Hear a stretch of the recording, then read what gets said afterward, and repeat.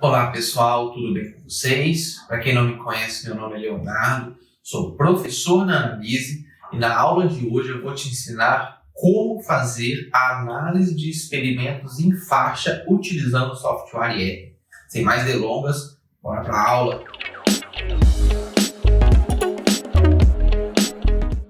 Bom, vamos começar aqui a nossa aula então. Vamos aprender hoje como fazer o tal chamado head-to-head. Para a maioria de vocês vai ser uma novidade muito grande esse tipo de análise. Provavelmente vocês nunca viram, né? É algo, como eu já falei, eu trouxe da experiência dentro do setor privado. E é uma análise que é claro que quem é o estatístico teórico vai falar, putz, isso aí não vale nada, não te dá grandes informações. Cara, uma coisa é a teoria, outra coisa é a prática. O campo de batalha ele é diferente e às vezes você tem que achar outras formas de analisar os seus dados. Não tem jeito, tá? Isso vocês têm que levar para a vida. Às vezes, é lindo a teoria, a estatística teórica, aquilo tudo bonitinho, aqueles experimentos montadinhos e tal. A gente tem que ir para a prática para ver como que funciona e o que é aplicável e aquilo que é só teoria e nunca vai ser usado para nada, tá? Alguns vão ser a favor do que eu falo, alguns contra. Tudo bem, cada um tem a sua opinião. Para mim, o que vale mesmo é a prática. Ok? Então vamos lá, gente. Primeira coisa que nós vamos fazer, ler o arquivinho de dados utilizando o setwd, né, definindo aqui a trilha de dados. Lembrando que essa trilha aqui é do meu computador, como vocês já sabem, vocês precisam trocar essa trilha. Vamos ler um arquivinho chamado dados faixa, ok? E olha como esse arquivo está montado. A leitura dele, ó. Nosso arquivinho ele tem 3 colunas. Fiz o arquivinho mais simples possível aqui para vocês, tá? Nós temos local, híbrido, nós vamos trabalhar aqui com milho. Léo, híbrido tem acento. Gente, eu não gosto de pôr acento em coluna do R, tá? Então, costuma dar alguns pau, alguns probleminha, eu prefiro não colocar. E produtividade é a nossa variável. Coloquei em sacos por hectare, tá? Então, aqui nós vamos ter vários locais. Eu vou ler o arquivo completo aqui. Nosso arquivo não é grande, dá para eu ler. Ó, nós temos vários locais, tá? Local 1A, 1B, 1C, 1D, 2A, 2B, 2C, 2D, 3A, 3B, 3C, 3D, 4A, 4D. Então, nós temos 16 locais e 3 híbridos avaliados.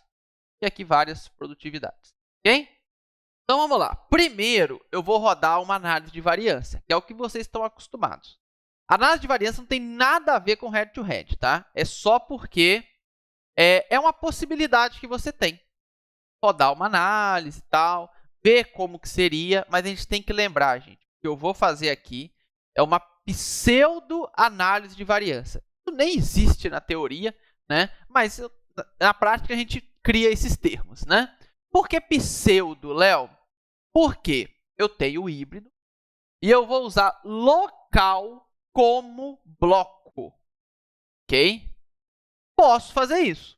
Não existe nada que me impede de trabalhar local como bloco. Você lembra a teoria do bloco? A teoria do bloco é que dentro dele tem que ser tudo uniforme. Então, se eu tenho um local uniforme, pode ser meu bloco. O bloco não precisa estar próximo um do outro. É claro que normalmente a gente faz próximo. Mas então eu posso trabalhar dessa forma, não tem nenhum problema. Quais são as perdas? Eu não consigo verificar a interação híbrido-local. Isso não tem como fazer, tá, gente? Então, se um híbrido foi melhor num local, pior em outro, aquela interação que vocês estão acostumados a ver, não dá para fazer quando nós temos experimento em faixa, tá bom? A gente vai fazer uma análise de variância simples de um DBC, apenas para verificar se temos diferença estatística entre os híbridos, ok? Então, vamos lá. Primeiro, pessoal, eu vou usar aqui o pacotinho Easy Anova, né? Vocês estão acostumados aí com esse pacote, né? Eu uso ele na maioria das minhas aulas. E nós vamos criar aqui um outro data frame, somente porque esse data frame não está na ordem que o Easy Anova pede, ok? Onde primeiro tem que vir o tratamento, na segunda coluna a repetição. Como o local vai ser a nossa repetição, o híbrido tem que vir para a coluna 1 e o local para a coluna 2. Aí é o que eu vou fazer aqui, ó. Criei um data frame, onde eu coloco primeiro o híbrido, né? E depois o local e a produtividade. Então, aqui, gente, essa linha 12 aqui, eu estou somente mudando as colunas de posição, ok? Ó, dados, vou mostrar aqui para vocês, porque eu sei que às vezes fica um pouco confuso, né? Pronto, ó, híbrido, local, produtividade. Só isso que eu fiz. Até aqui não rodei análise nenhuma, tá, gente? Agora sim, vou utilizar a função EA1, fiz a nova. Os dados que eu vou utilizar, dados 1, design igual a 2, o design 2 é o DBC, ok? Normal. O alfa de 0,5. E vou rodar a análise. Rodar aqui, rodamos. Vou ler aqui os resultados. Ó, vamos dar uma olhadinha aqui nos nossos resultados. Análise de variância. Deixa eu ler aqui novamente, só para ficar tudo na mesma linha. Aumentei ali um pouquinho a tela, só para vocês verem tudo, para ficar mais fácil, para não confundir vocês. Vamos lá. Tratamentos, nossos híbridos. Opa, significativo. Legal, então tem diferença entre os híbridos. Local, a gente já espera que seja significativo, tá, gente? Nós estamos trabalhando um bloco como cada local. É claro que esses locais vão ser muito diferentes um do outro. Então, eu já esperava, né? Nesse tipo de análise aqui, é muito difícil o bloco não ser significativo, tá? 99,9% dos casos, o bloco vai ser significativo, ok? Bom, aqui nós temos os testes de comparação. A gente vê que por Turing não teve diferença estatística entre eles. E aí, pessoal, para quem trabalha com produtividade, produtividade é uma variávelzinha chata, tá? Por quê? Porque produtividade ela é muito afetada pelo ambiente. E às vezes nós temos uma diferença gigante, que é de 150 sacos para 136, 14 sacos. Você falar que não tem diferença estatística. Se você fala isso para o produtor, ele te mata, tá? Vai falar, você é louco, pode ir embora, tá? Por isso, gente, que para esse tipo de análise, principalmente pensando em experimentos de faixa, às vezes a gente não usa o Turing e vem para o Duncan. E aí sim, aqui no Duncan, a gente vê a diferença estatística. Então, nós temos aqui o tratamento 1, é o melhor de todos, e o 3 e o 2 são praticamente iguais, né? Aí sim, uma diferença muito pequena. Mas o 1, ele é melhor. Então, você que é da área de agrárias e trabalha com produtividade, e mesmo se não for da área de agrárias, você trabalha com uma variável que você está vendo ali no olho, né?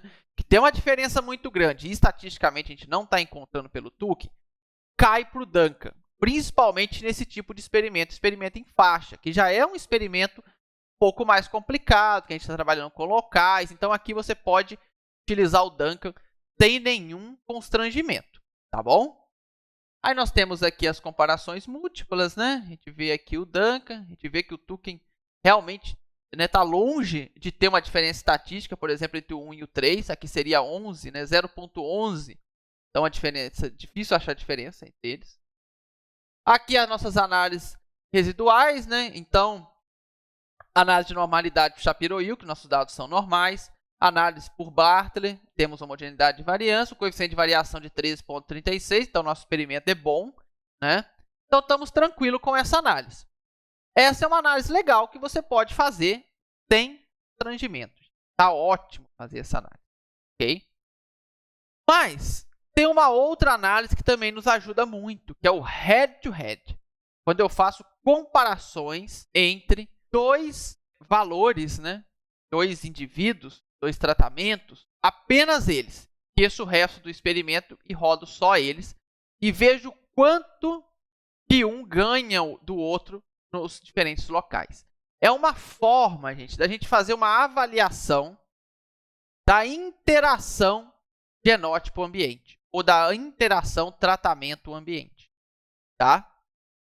Não dá para a gente calcular a interação via análise de variância, mas dá para a gente calcular essa interação via o que nós chamamos de head-to-head.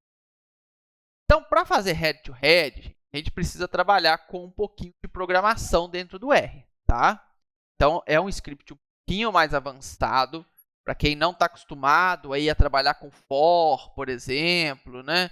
Eu acho que eu uso aqui, o if-else. Então, dá uma olhadinha nessas partes da programação, porque elas serão importantes, não só aqui no head-to-head, mas para a sua vida como um todo, tá? Tem que aprender um pouquinho de programação, pelo menos o básico, tá? De lógica de programação. Então, como que a gente faz o head-to-head? Eu vou fazer aqui o passo a passo para vocês entenderem e depois a gente roda tudo de uma vez. Ó, Quando eu pego o unique de híbridos, eu vou ter aqui quais são os híbridos que eu vou trabalhar. Então, primeiro eu vou selecionar um dos híbridos. Eu vou colocar aqui i, né, é igual a 1.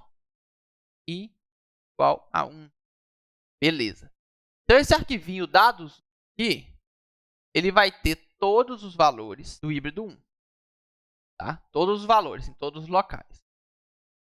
Vou pegar aqui agora o índice J. E eu vou colocar J igual o híbrido 2. Então, o dados 2, ele vai ter todos os dados do híbrido 2. O que nós vamos fazer agora? Nós vamos fazer um merge. Eu vou juntar o arquivo 1 com o arquivo 2. Olha como que vai ficar. Vou mostrar para vocês aqui o dados 3.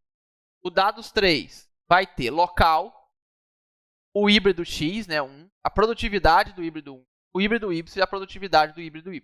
Tá? Esse é o nosso novo arquivinho que nós vamos trabalhar. Agora, eu vou pegar e vou calcular a diferença, tá, entre a produtividade do híbrido x e a produtividade do híbrido y. Então, eu vou criar uma coluna chamada diferença, que vai ser a produtividade de x menos a produtividade de y. Criei essa coluna. Olha que legal, ó. Então, tá aqui a diferença, ó. No primeiro local, 43 sacos. No segundo, 37, 31. Aqui, 30 para o y, né? Então, menos 30. 55, 61, 16 e assim por diante. Aí eu vou calcular agora a quantidade de vitórias aonde o x ganhou do y. Ou seja, quando é positivo, é porque o x ganhou. Quando é negativo, é porque o x perdeu. Ok? Aí eu uso mais uma função de programação chamada if-else. Que eu falo o seguinte: quando a diferença for maior do que 0, coloca 1 nessa coluna vitórias. E quando for menor, você coloca 0. Assim eu sei quando eu ganhei e quando eu perdi. Vamos lá, ó. Ver se deu certo, né? Vitória, vitória, vitória, derrota. Vitória, vitória, vitória, vitória, vitória, derrota aqui no 10. Vitória, vitória, derrota no 13, no 14, no 15 e no 16.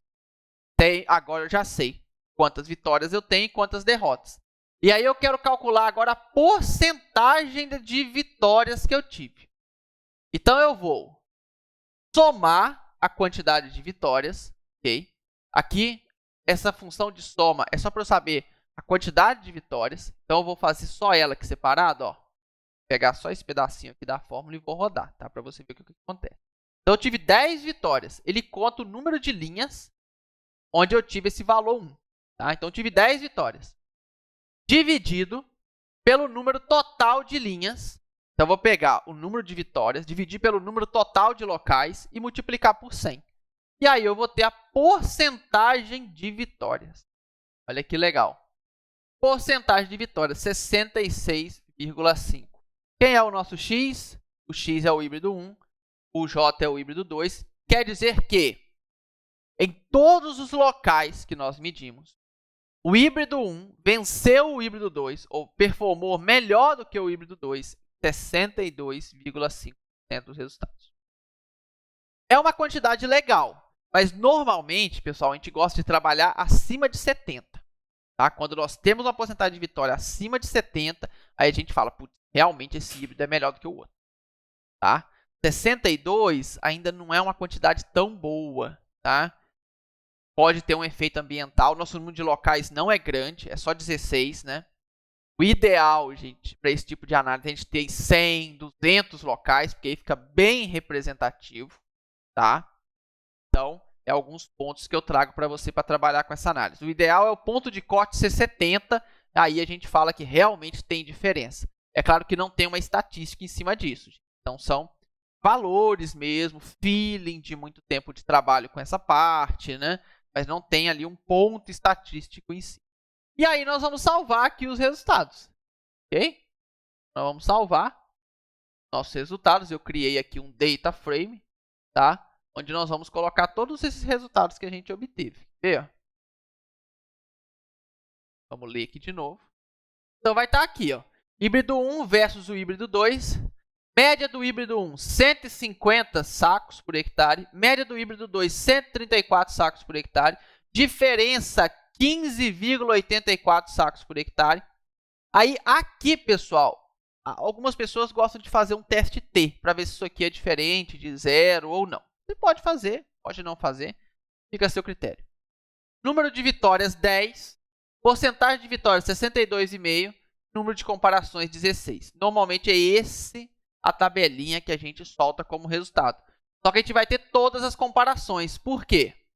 Porque nós estamos utilizando lógica de programação. Quando eu uso for, pessoal, eu vou fazer o que a gente chama de loop. Então, eu rodo para o híbrido 1 contra o híbrido 1. Depois o híbrido 1 contra o híbrido 2, o híbrido 1 contra o híbrido 3, aí o híbrido 2 contra o híbrido 1. E vou fazendo todas as possibilidades de comparação, utilizando aqui a lógica de programação. Vou rodar aqui para vocês verem. Eu salvo o resultado como uma lista, ok? É a melhor forma de salvar. E depois eu transformo em data frame utilizando essa função aqui, ó, data.frame. Aí dentro do parênteses eu uso uma outra função que é o do.call. E dentro desse parênteses eu coloco rbind, ou seja, completo o meu arquivo por linha. Resultado final, head to head. Então vou criar aqui esse arquivo. Vamos ler ele aqui para você ver como ficou. E aí nós temos o seguinte. Como eu falei, a gente tem comparação de um com o outro. Isso aqui não interessa para a gente, né? Vai ser 0, você pode até tirar dos resultados. Mas vamos lá, ó. 1 com 3. Ó, diferença de 13,70. E olha que interessante, gente. Aqui nós tivemos uma diferença de 13,70. Mas a porcentagem de vitórias é maior, 68,75. O 1 com o 2, nós tivemos uma diferença maior, 15,84, mas a porcentagem de vitórias menor, 62,5. Léo, que loucura, né? Por que isso acontece? Porque as 5 vitórias que o 3 teve sobre o 1 foi uma diferença grande. E isso fez com que a diferença total entre eles fosse menor. Apesar de ter tido uma vitória a mais, o 2 sobre o 1, provavelmente as diferenças foram bem pertinho ali uma da outra. E aí, aonde o 1 venceu o 2, fez ter essa diferença tão grande de sacos. Entende? Então, isso pode acontecer, tá, gente? Não tem problema nenhum, né? As análises são independentes, tá? E não tem nenhum erro aqui. Legal a gente ver. Então, a gente pode considerar que o 1 ele é melhor do que o 3, está bem próximo a 70%. Agora, o 1 e o 2, eu já ficaria com dúvida. E seria legal a gente aumentar o número de locais de avaliação para garantir que o 1 é melhor do que o 2, ou que realmente eles são bem parecidos ali, tá? É legal a gente ter mais locais. E o 2 com o 3, né? O 3 com o 2, aí sim uma diferença apenas de 2 sacas, apesar de uma porcentagem de vitória grande, tá? De 10. Então, a gente vê que o 3 ganhou do 2 em 10 locais, mas uma diferencinha muito pequena, né? De 2 sacos. Então, não sei se a gente se compensa considerar, né? Apesar de ter uma porcentagem de vitória de 62,5, a diferença é muito pequena, tá? Então, sempre você vai olhar porcentagem de vitória e diferença. As duas coisas têm que caminhar junto, tá bom? E aí você salva os resultados utilizando o write.table. Vocês já estão acostumados a usar essa função. Vamos vir aqui, ó. Os resultados vão estar salvos aqui, ó. Eu tenho o resultado da nova. Vamos olhar aqui junto. Ó, que vocês viram lá, o resultado está aqui. Okay? E aí você pode, né, colocar na apresentação, montar gráfico, aquela coisa toda. E o resultado do head to head. Esperar abrir aqui para a gente ver o resultado. Está aqui. Nosso resultado, muito legal.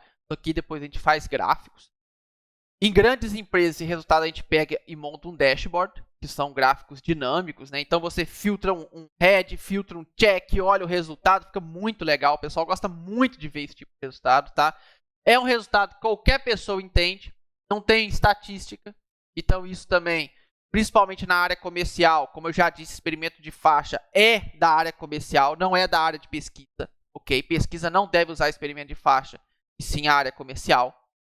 Fica muito fácil deles entenderem, porque normalmente são pessoas que não têm uma ligação grande com a estatística. Então, isso ajuda demais, gente. As pessoas ficam felizes com esse tipo de resultado.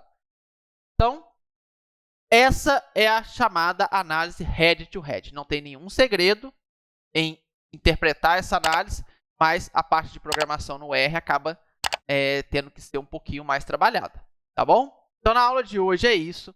E vejo vocês na nossa próxima aula. Até mais! Tchau.